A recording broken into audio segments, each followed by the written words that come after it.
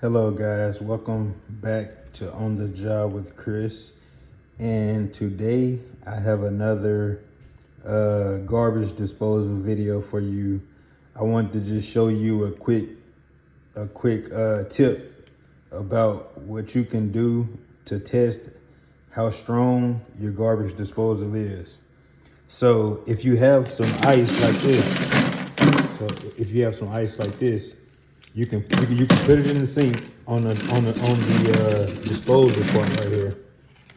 And what you're gonna do is you're gonna turn the water on, and then I'm gonna hit the switch right here.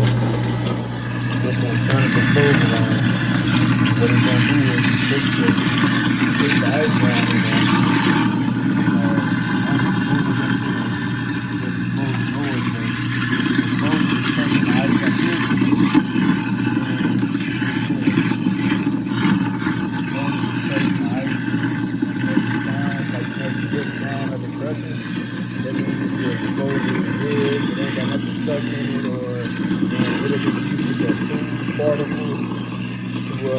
Go down and dispose it.